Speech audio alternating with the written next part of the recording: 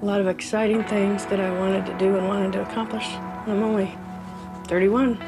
Still a lot out there to do. But I'm very, very happy with where I am. I guess I'd like to give hope to the people that are that feel hopeless, that, I don't know, that need something more.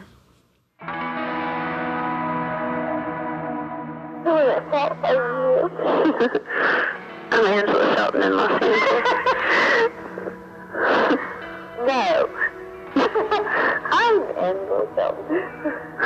But they'll come by. How come? Nobody. I'm invisible, really. If anything, I would love to come meet you and give you a big, huge hug and hear you one time say that you are special. This is so stupid. I mean, who would want to watch it? I mean, why? Say it was just stop Angie Shelton. I mean, well, that's because it's my name. I mean, it could be Barbara Smith for all I care. Yeah. It's because it's my name. And it's also for me searching for myself, because, you know, I've never been alone. This is the first time in my life I've ever been alone. Really? Ever. I've always been with a man. I've given up so much of my life for a guy. Yeah, I know. That's why I don't have men. But you have alcohol. Yeah. I think, you know, you represent a lot of people in the world. Even though I'm drunk off my ass, I'm just slower than a dog. You know, and I don't know what is slower than a dog, but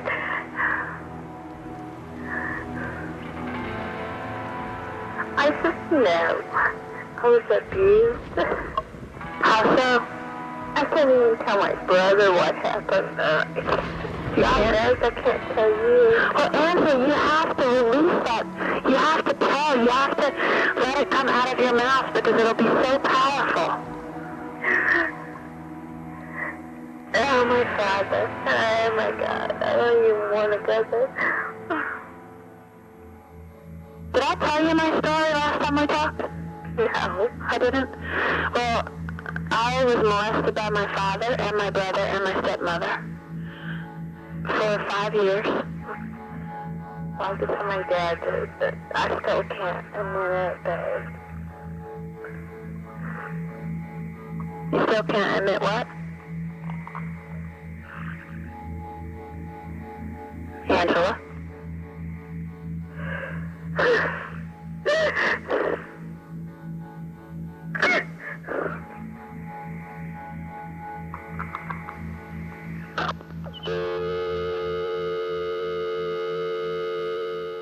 So like I said, this was basically me going around America and seeing how we are as women and what we have to say. We just all happen to be named Angela Shelton. I think that's wild. My parents were wonderful as far as parents go. Provided me with everything. Couldn't want for anything. Grew up in a beautiful home. But we didn't hardly know anything. Everything was very sheltered. Everything is, this is our family. Everything is very perfect. The world is wonderful. That's what we grew up thinking. But it's not. It's not even close. So I do watch my kids, but at the same time, I don't feel like they're sheltered because I want them to know, I want them to understand. It's really neat that it's showing different women in different situations, and I think it's really neat that women all over the country can see that. And it makes me feel like I'm not alone, that I'm not the abnormal one, that everybody else gets the Brady Bunch family and I, you know, have a different family. So it makes me feel like I'm not alone. my mother has a mental illness. As she got older, the mental illness got worse. What do you think caused that? Well, when my mother was growing up, she was actually molested by her father, and my grandparents lived next door to us, so they helped out a lot to make sure that all of me and my sister's needs were met. He was very verbally and physically abusive towards my grandmother. You ever do anything with any of you kids? No. My grandmother divorced him, and then she remarried. Oh, so that's a different grandfather than the one that was violent. Yes, it's a different. From a child molester to a wife beater. Yes. And then my grandfather, that was also the wife beater, was also, you know, if you look at the list for child molesters, he's also on that one too. How so? I guess that this girl or this woman he left my grandmother for, it didn't work out, and then he met another woman, and she had like a 13-year-old daughter. I mean, this is so embarrassing. I guess they seen her, or a fellow shopper was driving past, or riding their shopping cart past his van, and I guess that he was in the van with this 13-year-old on his lap with her top up in the air, and he was fondling her, and he got turned in. Yeah. Good that he got turned in. Yeah. There's something with vans. Yeah, there's something with vans.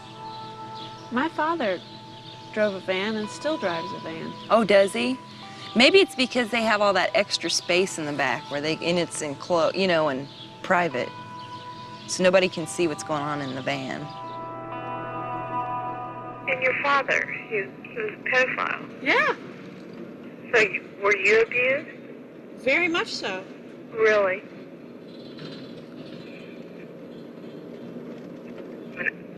The alcoholic, and you know. You know how many women are going through the same exact thing? I know, I'm totally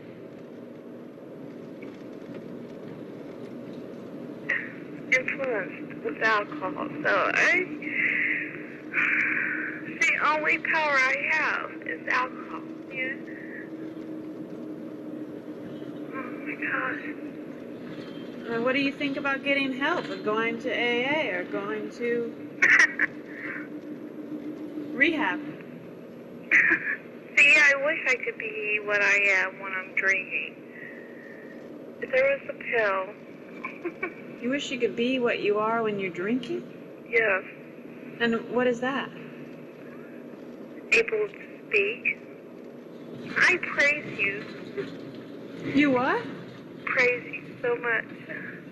We need to look at ourselves as being special, because if you can't believe in yourself, then it's really hard to get somebody else to believe in you too. I mean, you've got to have self-esteem, and that's probably the hardest thing for people to have, because everybody wants to walk around and feel like that I'm nobody, I can't do it, I wish I was like her, I wish I could be doing that, or I wish I had that, or I wish I looked like that. I feel like we're always discrediting ourselves and not giving ourselves enough credit for who we are and what we're capable of. And you know, you don't have to drive a big car, live in a big house, or have initials behind your name to be somebody, because everybody is somebody. You know, you're special. I'm just excited. I'm high on life. You know, I'm really taking in what life is all about. You know, I'm really seeing the beauty in nature.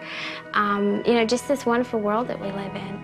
Go out and try and do everything you want to do. Don't let anybody hold you back. And if you want to do it badly enough and you work hard enough at it, I think you can do it. So I never really knew if I could make it through vet school or not, to be honest with you, and I did. And look what I'm doing. This is my job. I'm just totally inspired by all these women because they're so amazing, and it's almost like I want to run and catch up with all of these women. Because I don't really, I'm sort of like, am I there? Have you any rivers that you think are uncrossable? Or have you any mountains that you can't